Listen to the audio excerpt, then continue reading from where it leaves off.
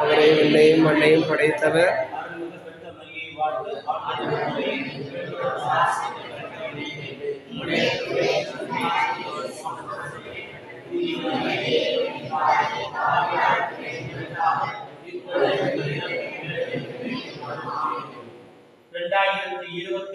ஆண்டு இந்த டிசம்பர் 5ஆம் தேதி சரியா வியாழக்கிழமை தர்மியான நாள்ல மேற்கு மீனம்பட்டியா தெற்கு மீனம்பட்டி மக்களை சந்திக்கிறதுக்கு கடவுள் அருமையான ஒரு வாய்ப்பை கொடுத்தார். அநேக வீட்டில் ஜெபிச்சோம், ஜோம் பண்ணோம். சில வீடுகள்ல சுகம் இல்லாததுக்காக, சில வீடுகள்ல ஆவிகளால் பாதிக்கப்பட்டவர்களுக்காக, சில வீடுகள்ல குழந்தைகளுக்காக, சில வீடுகள்ல அவங்களுக்கு நிறைஞ்ச ஆசீர்வாதத்தை கொடுத்ததுக்காக நன்றி செலுத்திருக்கோம். இந்த தெற்கு மீனம்பட்டி மக்களை கடவுள் தொடர்ந்து ஆசீர்வதிக்கும். இங்க இருக்கக்கூடிய அநேக புனிதர்கள் இருக்காங்க. அந்தோனியா இருக்காரு, மிக்கேல் இருக்காரு, இங்க இருக்கக்கூடிய மாதா இருக்காங்க, இங்க இருக்கக்கூடிய திருக்குடும்பத்தில் ஆண்டவர் இருக்காங்க. அதே சமயத்துல இதுக்கு உபகார மாணவர்கள் அம்மா உங்களுக்கு வருடம் முழுக்க இருந்து உபகாரம் செய்யும். கூடி ஜெபித்தால் கோடி நன்மைன்னு சொல்றாங்க.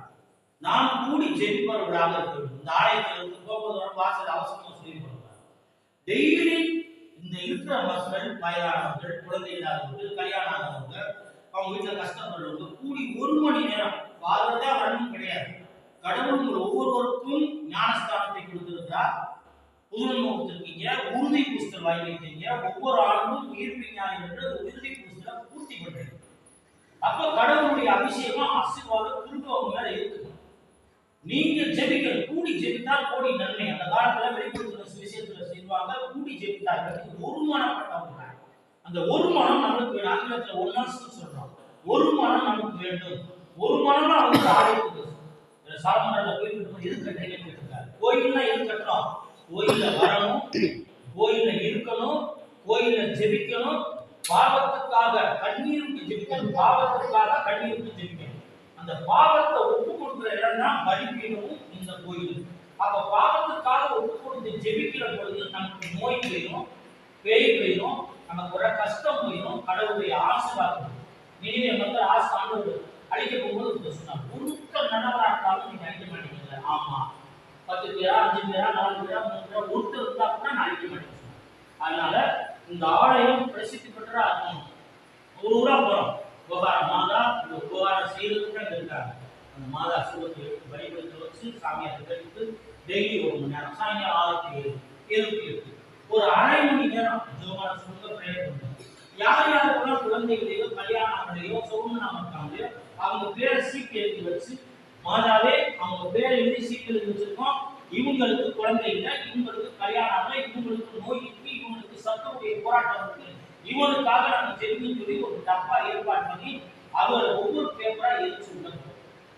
அவருடைய எல்லா விதமான தடை நீங்களும் அந்த உபகாரமான கோயிலை தேடி எல்லாத்தையும் வருவாங்க, உபகாரமான போங்க கல்யாணம், உபகாரமான குழந்தை, உபகாரமான பேர் பேசுகிறீர்கள் வந்து வெளியே போகும். அப்போ உங்களுக்கென கொடுக்கப்பட்ட ஆசீர்வாதத்தை உங்களுடைய ஆலயம் தான் இருக்க வேண்டும். உங்களுடைய ஆலயத்தில் நடக்கும், ஆசீர்வாதம் நடக்கும். அந்த ஆசீர்வாதத்துக்காக ஜெபிப்போம்.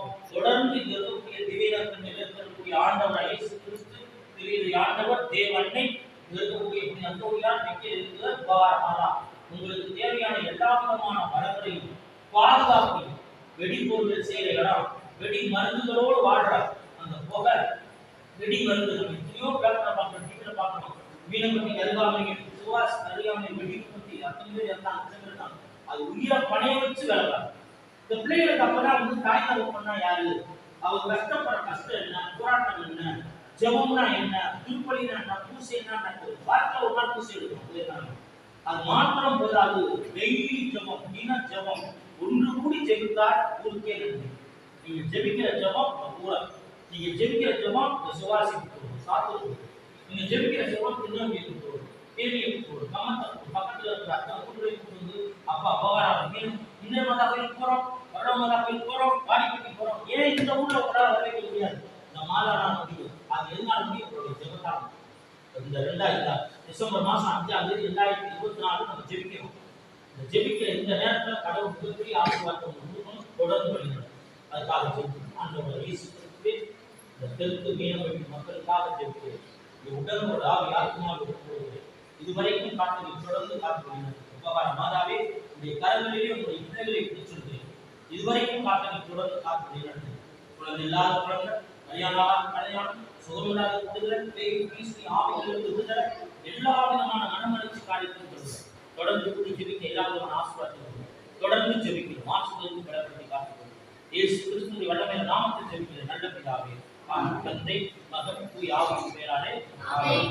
எல்லாருக்கும் வாழ்த்துக்கள் வாழ்த்துக்கள் வாழ்த்துக்கள்.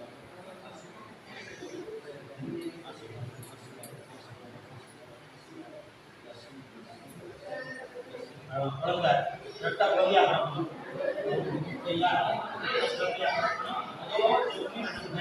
வாங்க நம்மளுக்கு சிந்தா கொடுக்கணும் சரியா? மாமியார் கஷ்டப்பட்டாங்க தவிர ஜவம் நாங்க போயிட்டு வரோம். நம்ம போயிட்டு எல்லாத்துக்கும்